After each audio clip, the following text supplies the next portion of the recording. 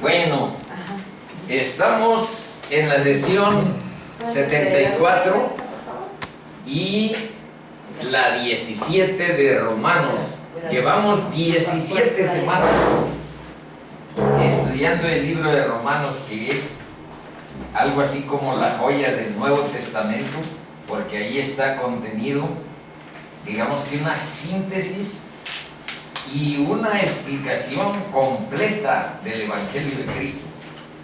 Ustedes saben que el Evangelio de Cristo es el que tiene el poder para salvación. Dios dispuso que su verdad fuera el vehículo para que convenciera los corazones humanos y rindiéramos nuestro egoísmo, nuestra vanidad, nuestra soberbia intelectual y nuestra vanidad delante de nuestro Salvador. Y eso es lo que, cuando nosotros recibimos el Evangelio, nos convence el Evangelio, nuestro corazón está dispuesto a seguir a Jesús. Es cuando Dios nos salva, nos perdona pecados, nos limpia de toda maldad y nos da su Espíritu. Bueno, entonces el Evangelio es algo así como la verdad de Dios para salvación. Y no es lo que yo diga, es lo que la Biblia así lo define. Bueno, una síntesis del capítulo 4 en cuyo análisis tratamos de poner como subyacente, como ahí encubierta esta pregunta: ¿por qué Pablo le da tanta importancia a la justificación por fe sin las obras? Y en el capítulo 4 vimos dos ejemplos de personajes que aun cuando los judíos, maestros en la ley, consideraban que Abraham había sido justificado por sus obras, por sus buenos hechos. Bueno, dice Pablo, vayan a ver la palabra, ¿qué dice la Escritura? Y la Escritura dice: creyó Abraham a Dios, creyó por fe a Dios, le creyó a Dios y le fue contada esa fe por justicia. Y entonces la justificación, la amistad que tuvieron, que le brindó Dios a Abraham como amigo, porque lo considera como amigo de Dios, bueno, fue porque creyó en él, no tanto por sus buenas obras, que si lees la Biblia no capítulo, sino en el libro de Génesis, vas a ver que hizo varias cosas al estilo de lo que también vimos de David. Y de David, Pablo nos pone el segundo ejemplo y nos dice: ¿saben qué? También David, no nada más Abraham, habla en los Salmos, en el Salmo 32, de que es feliz, es bienaventurado, es dichoso el hombre a quien Dios atribuye justicia, como Abraham fue justificado por la fe. Bueno, en el caso de David dice: Dios le atribuye justicia sin obras, igualito que al de arriba, sin obras. Y tuvo buenas obras David, pero por supuesto, no nada más esa que leímos de haber peleado y haber triunfado sobre un gigante que estaba desafiando a todos los del ejército de Israel. No nada más eso, fue un extraordinario rey. Contra filisteos nunca tuvo derrotas. Y aparte, un extraordinario músico,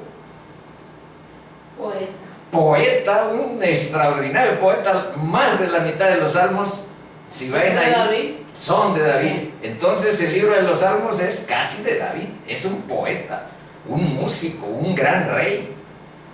Pero aquí dice el propio David que su bienaventuranza fue por haber encontrado, dice: bienaventurados aquellos cuyas iniquidades, yo tengo pecados, tengo iniquidades, eso más o menos entiendo que quiere decir David, pero son perdonados y cuyos pecados son cubiertos. Eso es la propiciación del Mesías. Son cubiertos y ahora son olvidados después de la venida de Cristo.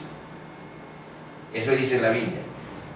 Y aquí dice: bienaventurado el varón a quien el Señor no inculpa de pecado. Porque si los que... no, esto ya es otro. Entonces aquí está David. Y la conclusión es que esta fe que a Abraham y a David les fue tomado por justicia, porque creyeron en el Señor, bueno, a nosotros también la fe es contada por justicia también a nosotros. ¿Dónde dice? Dice: por tanto, es por fe para que sea por gracia, a fin de que la promesa sea firme. Esa fue la promesa a Abraham, sino que también para toda su descendencia, no solamente para los que son de la ley, que son los judíos, sino también para la que es de la fe de Abraham, que somos nosotros y tenemos fe en Cristo, el cual es Padre de todos nosotros. Y aquí dice: y no solamente con respecto a él, a Abraham, se escribió que le fue contada por justicia, sino también, esta es la conclusión del capítulo 4 que estamos aquí resumiendo, sino también con respecto a nosotros. Lo que aquí dice: la fe es contada por justicia a todos nosotros, a quienes ha de ser contada, esto es, a los que creemos en Él, en el que le levantó de los muertos a Jesús, Señor nuestro. Entonces, lo mismo que a David, lo mismo que a Abraham, la manera en que Dios salva es por gracia y por medio de la fe. Bueno, ese es el resumen del capítulo 4. Ahora, esta parte a veces fácilmente, mientras no conoces ese camino que Dios salva mediante la fe, pues mientras haces eso, piensas que esto es algo así como propiciar la inmoralidad. Porque si no me cuentan las obras, entonces yo voy a hacer lo que quiera. Pues a Pablo le decían: entonces hagamos males para que nos vengan bienes. Y también, como si fuera una pereza, como si se propiciara la pereza espiritual. No, pues por fe, la fe no es tan difícil. Más adelante vamos a ver qué es entregar de hecho tu vida en el término espiritual, por supuesto, a Cristo. Rendir nuestra vida a Cristo, esa es la fe. Entonces, no es difícil, pero es, digamos que, una tarea que Dios hace en nuestra vida. Dios la hace. Nosotros nos corresponde orar y acercarnos y tener fe en que existe Dios y que existe su verdad, porque siempre hay en tu corazón sombras de incredulidad. Entonces ese es el punto, de que no es tanto así como propiciar malas obras, ni tampoco es pereza intelectual o pereza espiritual, porque diga que sin obras. La fe implica una ley diferente, como aquí hemos estado procurando explicar.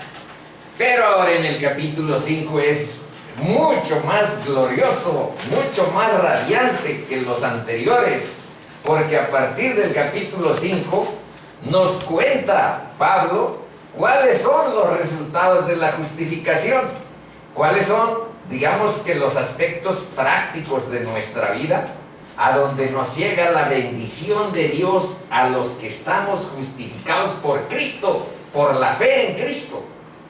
Bueno, pues eso vamos a analizar. Una no está tan elegante para la carne de los valores de la carne, la 3, pero van a ver, vamos a leer todo primero.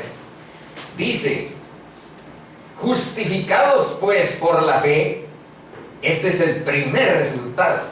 Tenemos paz para con Dios por medio de nuestro Señor Jesucristo. Ese es el primer gran resultado, paz con Dios. Porque mientras no estamos ligados a Cristo, unidos a Cristo, estamos como una especie de enemistad. Bueno, 5.2. Por quien también tenemos entrada por la fe a esta gracia, en la cual estamos firmes y nos gloriamos en la esperanza de la gloria de Dios. Y no solo esto, sino que también nos gloriamos en las tribulaciones, sabiendo que la tribulación produce paciencia. Y la paciencia prueba, y la prueba esperanza. Y la esperanza no avergüenza. La esperanza es tener vida eterna, vencer la muerte. Esa es la esperanza, de vivir en Cristo para eso. Y no avergüenza, porque el amor de Dios ha sido derramado en nuestros corazones por el Espíritu Santo que nos fue dado. Porque Cristo, cuando aún éramos débiles, a su tiempo murió por los impíos. Y ahora vean la explicación del 7, dice, ciertamente, apenas morirá alguno por un justo, por un bueno, por alguien que sea muy valioso, digamos, con todo, pudiera ser que alguno osara morir por lo bueno. Pero Dios muestra su amor para con nosotros en que siendo aún pecadores, Cristo murió por nosotros. Pues mucho más, vean lo que dice Pablo, pues mucho más, estando ya justificados, esa es la salvación que la fe y la bendición de nuestro Padre nos da. Pues mucho más, estando ya justificados en su sangre, por él seremos salvos de la ira. Y vuelve a insistir, dice, porque si siendo enemigos, ahí es donde les digo, mientras estamos fuera del redil de Cristo, fuera del rebaño de Cristo, estamos pisando un terreno con esas características. Porque si siendo enemigos fuimos reconciliados con Dios por la muerte de su Hijo, mucho más, estando reconciliados, seremos salvos por su vida. Y no solo esto, sino que también nos gloriamos en Dios por el Señor Jesucristo, por quien hemos recibido ahora la reconciliación. Esos 11 versos, en realidad, vamos a tardarnos 2 semanas para estudiarlos. Vean por qué. En esta primera, yo creo que vamos a llegar hasta el versículo 5. Tal vez este 6-7 lo abarque, pero este 5 lo vamos a dejar como entre paréntesis, porque aquí vamos a explorar más en qué consiste, quién es esta persona del Espíritu Santo, digamos que después de la justificación, porque antes el Espíritu Santo es el que nos convence de pecado, de juicio y de justicia, según el Evangelio de Juan. Pero ¿y después? ¿Cuál es? Eso es lo que queremos profundizar. Entonces, los temas sobre los que vamos a profundizar, el primero obviamente es la paz. Segundo, es la gracia que nos permite gloriarnos. Y hay 2.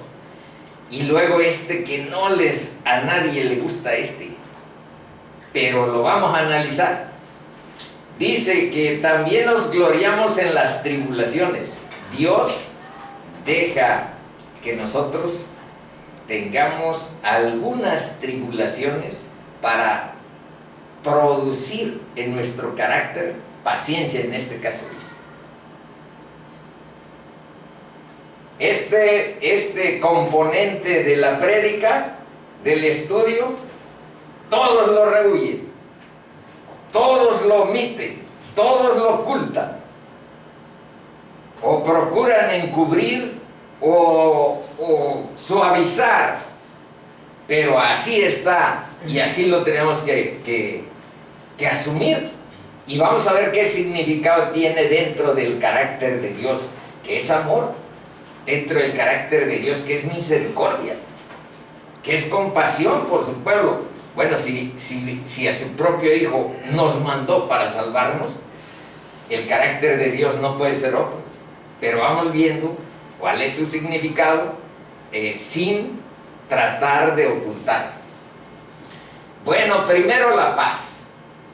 Deben ustedes saber que el término paz, dentro de su origen griego, bueno, primero dentro de su origen judío, porque griego es la palabra Irene, pero judío es la palabra shalom, que es el saludo típico de los judíos. Bueno, pues shalom significa algo que es pleno, que está completo, que es sólido. No nada más es ausencia de conflicto, sino es presencia de la bendición completa de Dios. Ese es el sentido. Pero nuestro punto de partida sería Isaías 57, 20-21. Vean lo que dice. Pero los impíos quiere decir pecadores, que no tienen piedad, que no tienen amor para los demás. ¿Qué cosa es la otra? Es en la otra. Es en la otra. Ya sé. Cálmate, hermana. ¿Qué no pasa aquí? Pero los impíos son como el mar en tempestad, que no puede estar quieto, y sus aguas arrojan cieno y lodo. No hay paz, dijo mi Dios, para los impíos. Entonces, ahí chequen por qué en nuestra sociedad hay tanta mercadería ¿cómo se llaman? De calmantes. ¿Por qué mucha gente se deprime? ¿Por qué mucha gente vive en desesperanza? Porque no han encontrado el camino de Cristo, que es nuestra paz. Las drogas y las medicinas, los calmantes, no van a lograr saciar tu sed de eternidad en tu alma. Y la paz es mediante ese proceso de reconciliación que aquí hemos visto. Dice, la paz como efecto de justicia, debido a lo que Jesús hizo por nosotros. La justicia de Dios es dada. Y acuérdense lo que vimos en el capítulo 3 de Romanos.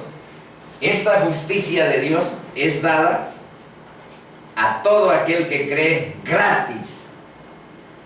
Esta parte, pues las personas que quieren comercializar te dicen, no es gratis, sino que tienes que ir a tal lado, comprar tal cosa, o tienes que traernos aquí tantas ofrendas, o tienes que ponerte bien con algo, porque la justicia de Dios es dada a todo aquel que cree gratis. Nosotros vimos en Romanos 3, yo les voy a leer otra vez, en Romanos 3, 23 o 24, fíjense lo que dice. Es algo asombroso. Y lo quiero hacer porque se ha comercializado, y no nada más estoy hablando de la religión mayoritaria, sino que hay desvíos en todas partes. Ahí ya lo encontraste. Ándale. Fíjense, dice, por cuanto todos pecaron y están destituidos de la gloria de Dios, siendo justificados gratuitamente por su gracia. Siendo justificados gratuitamente, y luego dice por su gracia. Hagan de cuenta que es gratis, mediante la redención que es en Cristo Jesús. Entonces, ciertamente,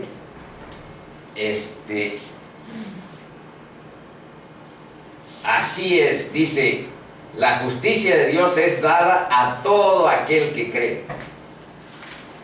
Y el efecto, ahora vamos a leer otro párrafo de Isaías, ahora es el capítulo 32, versículos 17 y 18. Dice, y el efecto de la justicia, vean de dónde sale la justicia con Dios. Dice, y el efecto de la justicia será paz. Y la labor de la justicia, reposo y seguridad para siempre. Entonces también estamos hablando de que esa justificación es segura y es para siempre. Y lo siguiente, pues esto sí, yo pienso que se refiere a la segunda venida de Cristo, donde la Biblia dice que instaurará un reino de justicia, de paz y un reino de armonía. Es a donde sí puede haber paz en este mundo, con la venida de Jesús. Y un día yo les voy a traer aquí unos párrafos sobre Apocalipsis para irnos adentrando en tener una visión de lo que se llama, ¿cómo se llama la parte del futuro? Escatología.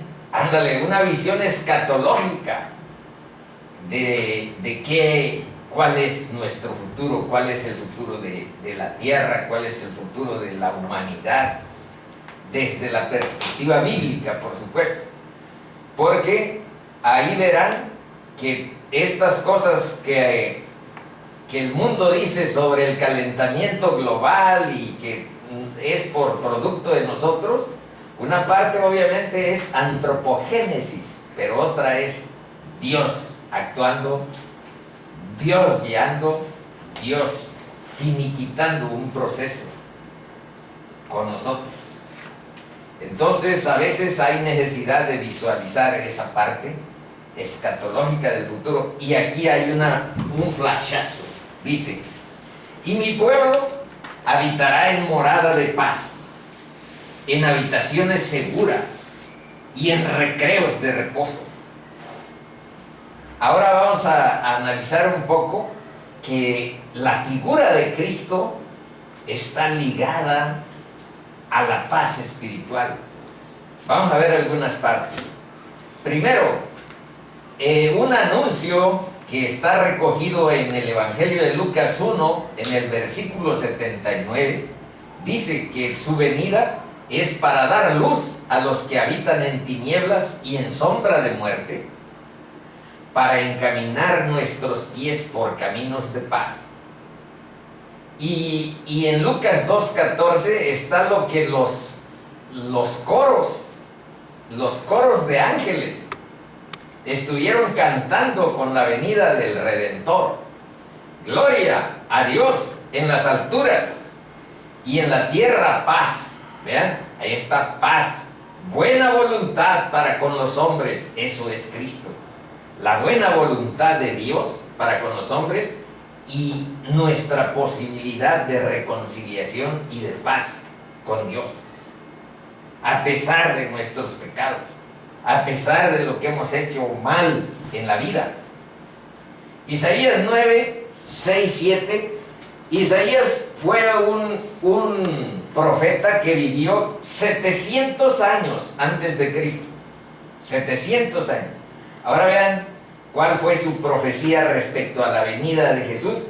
Y ahí van a ver que estaba pronosticado que sería un chavito, que sería un ser humano, pero que sería Dios mismo. Vean si no. Porque un niño nos es nacido. Un chavito común y corriente. Hijo nos es dado. Y aquí empieza a dar características. de Jesús, y el principado sobre su hombro, y se llamará su nombre, vean los nombres de Jesús: admirable, consejero. Unos hasta le quitan la coma y dicen admirable consejero, pero mejor se lo dejamos tal y como está: admirable consejero. Y aquí empieza: Dios fuerte. Así estaba pronosticado. Así es que aquellas personas que dicen que Jesús es un ángel o un arcángel, bueno, necesitan leer lo que la palabra registra, porque la palabra en todas partes dice que es Dios encarnado y es el Dios visible, en él habita toda la deidad, etc. Dios fuerte, Padre eterno, el Padre eterno. Y aquí está el título por el que estoy poniendo esta porción: Príncipe de paz. Desde 700 años antes de que llegara Cristo a la tierra, estaba definido este carácter: príncipe de paz. Y dice, esto también implica su segunda venida: lo dilatado de su imperio y la paz no tendrá límite sobre el trono de David y sobre su reino, disponiéndolo y confirmándolo en juicio y en justicia desde ahora y para siempre. ¿Y eso cómo se hará? El celo de Dios de los ejércitos hará esto. Eso dice Isaías 9, versículos 6 y 7. Ahora veamos una relación que hay con la paz del evangelio, del mensaje que Cristo vino a predicar durante 3 años en la tierra. Su evangelio está ligado a la paz. Vamos a ver a dónde. Dice que la esencia del evangelio puede expresarse, pues, paz por medio de Jesucristo. ¿Quieres tener paz con Dios por medio de Jesucristo? Acepta el evangelio, rinde tu vida delante de Jesús. Rendir es crucificar nuestro orgullo y nuestra soberbia, y sin crucifixión no hay resurrección, y nacer a nueva vida supone ese proceso. Bueno, ¿a dónde dice que el evangelio es de la paz? Hechos 10:36 y Efesios 6:15. En las dos así se denomina. En otros también se llama el evangelio eterno, y en otro evangelio de Jesús, etc. Dice: Dios envió mensaje a los hijos de Israel, anunciando el evangelio de la paz por medio de Jesucristo. Este es Señor de todos. Efesios: y calzados los pies con el apresto del evangelio de la paz. Ahí en Efesios 6:15 está hablando de la armadura del cristiano con la que tiene que vivir durante toda su peregrinar en esta tierra y de cara a la vida eterna en Cristo. ¿Cuál es? Y uno de los detalles que debe usar en su armadura es calzarse los pies con el apresto. ¿Qué cosa quiere decir apresto? Quiere decir disposición o preparación de lo necesario para hacer alguna cosa. Disposición o preparación, eso quiere decir apresto. Y eso es tener ese apresto del evangelio de la paz. Ahora, la paz ha sido o fue algo así como el saludo con el que distintivo de Jesús. Vean lo que está en Juan 14:27. Dice: la paz os dejo, mi paz os doy. Y se deslinda de la paz que da el mundo. Yo no os la doy como el mundo la da. No se turbe vuestro corazón ni tenga miedo. La paz os dejo, mi paz os doy.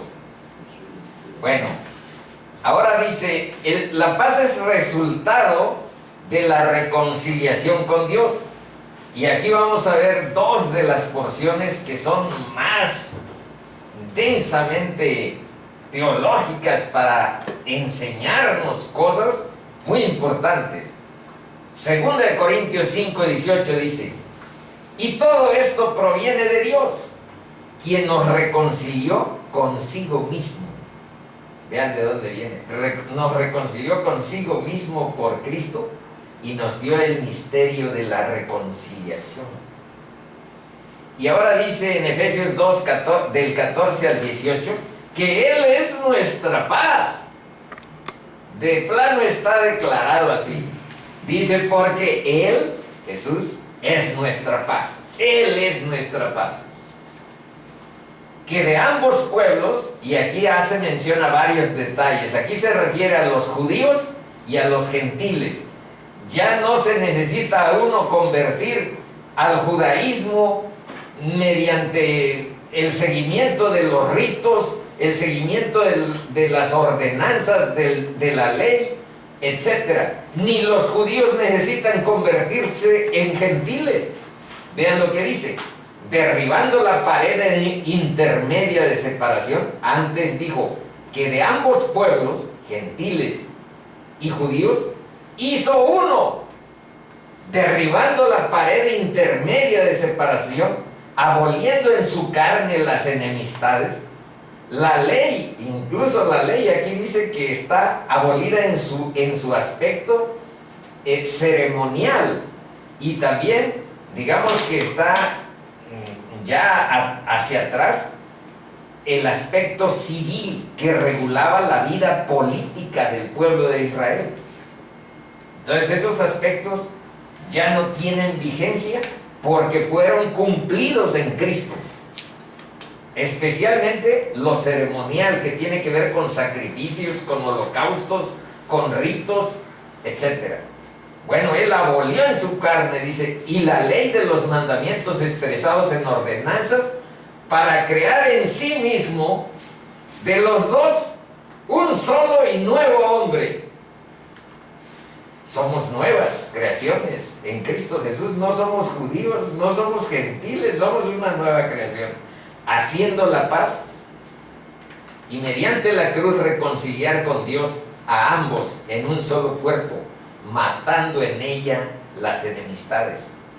Y vino y anunció las buenas nuevas de paz a vosotros que estabais lejos y a los que estaban cerca, porque por medio de Él los unos y los otros tenemos entrada por un mismo espíritu al Padre. Y ahí esta parte yo la remato, dice, la única esperanza que el mundo tiene de lograr la paz y nuestra contribución a la paz del mundo es entrando al reino de Dios, porque el reino de Dios es reconciliación y paz con Dios. Y si tenemos paz con Dios y el amor de Dios en nuestro corazón, entonces tenemos que destellar, tenemos que brindar a los demás eso. Y esa es nuestra contribución como cristianos a la paz del mundo. Pero aquí dice que la única esperanza que el mundo tiene de lograr paz, ya en alguna ocasión puse aquí investigaciones sociológicas sobre la cantidad de guerras que ha habido en los últimos 300 años. Ha habido miles de guerras en todo el mundo y nunca ha habido un periodo en el cual no haya una tensión de guerra en el mundo. Entonces, estamos hablando de una especie que es capaz de la Segunda Guerra Mundial, de la Primera Guerra Mundial, de la guerra contra Corea, de la guerra contra Vietnam, de una guerra que pudiera propiciarse en Venezuela, de una guerra que ha habido en Irak, en el Golfo Pérsico, bla, bla, bla, revoluciones, guerras civiles. Esa es la historia humana. Esa muestra más que nada cuál es nuestro extravío espiritual y cuál es nuestra necesidad más apremiante en nuestros corazones. Aunque no lo reconozca el mundo, lo que necesitamos para evitar ese tipo de tensiones es tener con nuestro Dios comunión, guiar nuestra vida, nuestro camino por su palabra. Esa es la diferencia. Bueno, seguimos. Ahora la gloria. Este es un segundo aspecto. Ya sobre la paz, eso que leímos es suficiente. Aunque, por supuesto que hay muchísimas más variables. Dice que la gloria es la finalidad definitiva de la gracia. Y aquí vamos a ver unos versos paralelos a este 5.2 que dice: por quienes también tenemos entrada por la fe a esta gracia, en la cual estamos firmes y nos gloriamos en la esperanza de la gloria de Dios. Bueno, dice en Hebreos 10, 19, 20 y en Hebreos 4, 16 lo siguiente: así que, hermanos, teniendo libertad para entrar en el lugar santísimo por la sangre de Jesucristo, por el camino nuevo y vivo que Él nos abrió a través del velo, esto es, de su carne. Ahora vean cuál es la conclusión de que tenemos acceso a la gracia de Dios de manera directa por lo que la obra de Jesús. Tenemos acceso directo. No necesitas tú intermediarios, porque el único intermediario es Cristo. Nosotros que Dios nos ha salvado, que Dios nos ha enseñado su camino, no tenemos en nuestro ser ningún poder. El poder es de Dios, la gloria es de Dios. Entonces, un cristiano tiene exactamente el mismo acceso que otro cristiano.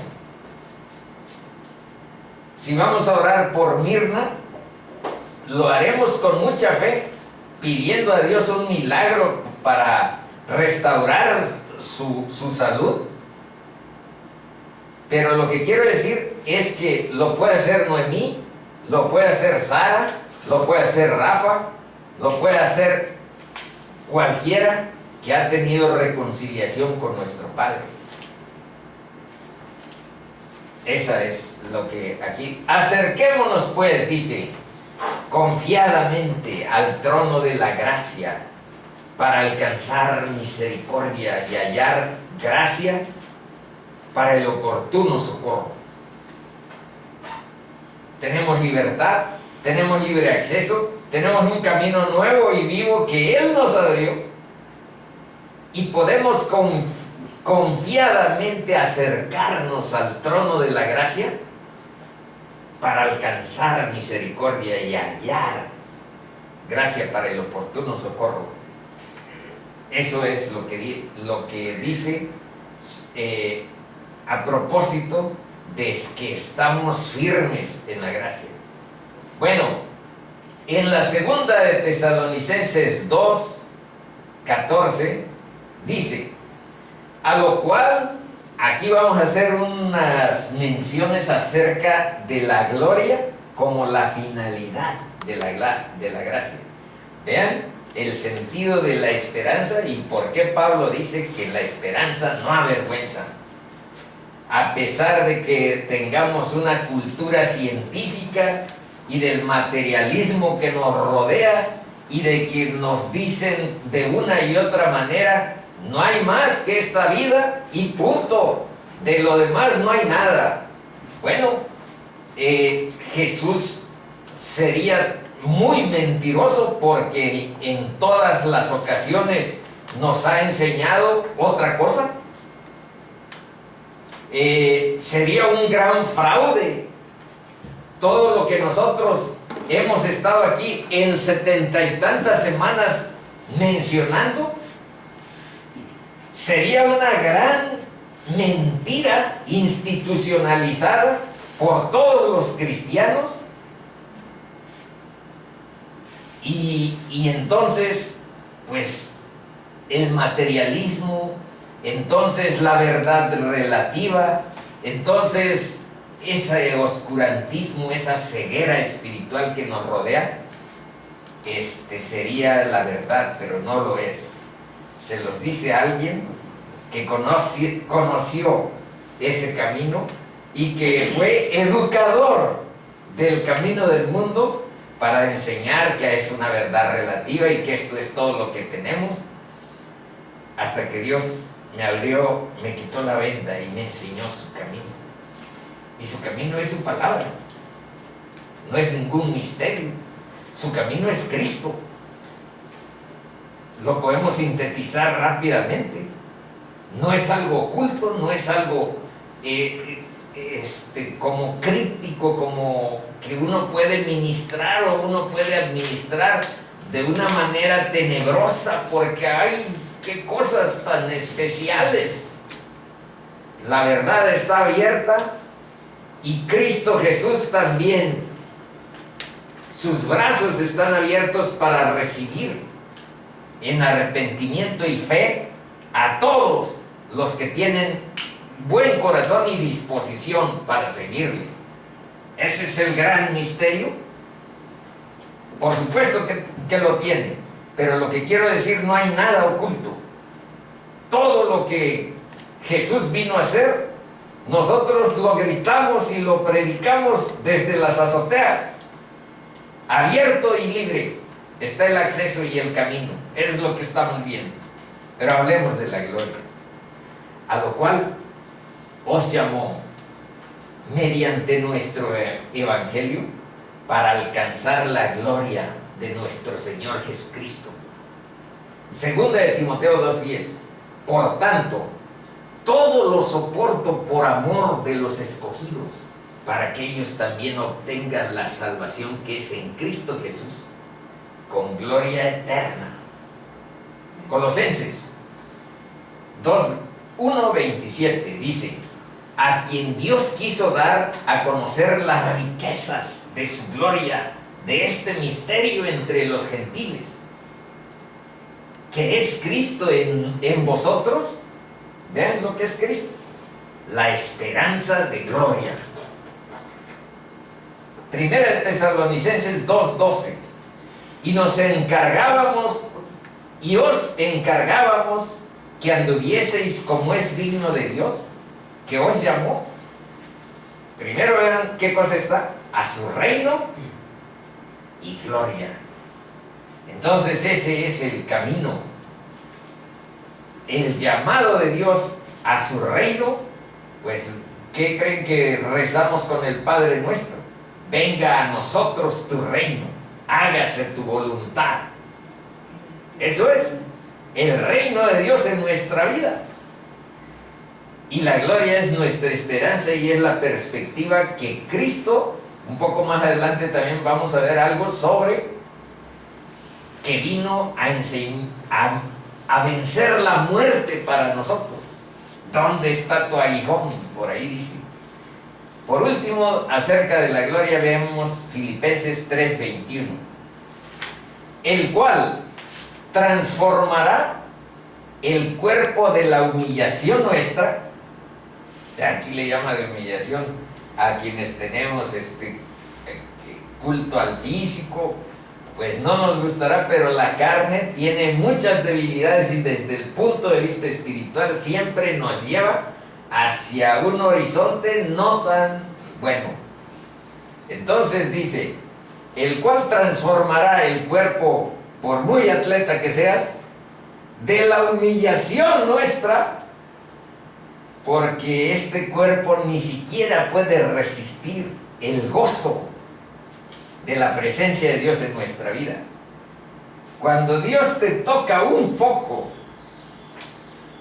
con su presencia, tienes que reventar en llanto o tienes que sentir algo que no aguantas, sientes que no aguantas la presencia de Dios en tu vida.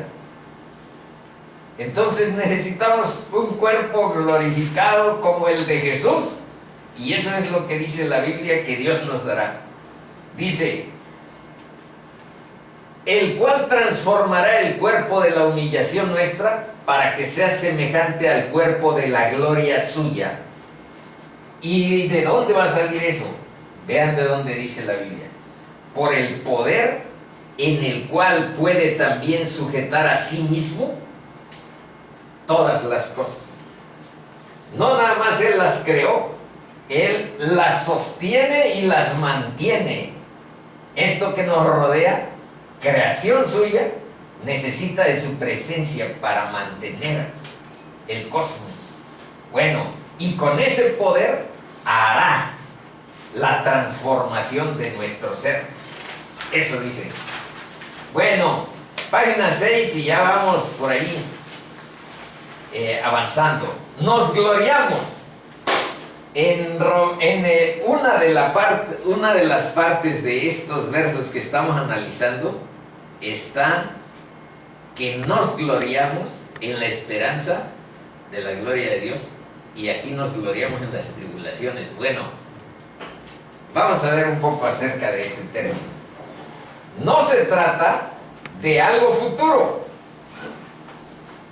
aunque también lo escatológico, les digo, pero aquí estamos hablando de una conjugación en presente. Nos gloriamos, no dice nos gloriaremos. No se trata de algo futuro, sino presente. Será pleno cuando estemos en la gloria, pero aquí y ahora, en este tiempo de peregrinación, se experimenta un gozo profundo, supremo, al entender lo que Dios dispone para nuestra justificación. Comprender la realidad de la presencia de Cristo en la unidad íntima del cristiano. ¿Y a dónde dice eso? Primero de Pedro 1:2 dice: elegidos según la presciencia de Dios Padre en santificación del Espíritu, para obedecer y ser rociados con la sangre de Jesucristo, gracia y paz os sean multiplicados. Lo que ahí dice es que nos ha transferido Dios de la esfera de la desobediencia, de la esfera de la ingratitud, de la esfera de la transgresión, de la esfera del pecado, a obedecer, a seguir, a santificar nuestra vida. Y ahí está la parte de la sangre de Jesús, porque esa es la que nos limpia de todo pecado. Efesios 1:13-14 dice: en él también vosotros, habiendo oído la palabra de verdad. Y vean aquí cuál es la palabra de verdad y por qué les mencionamos a veces estos términos.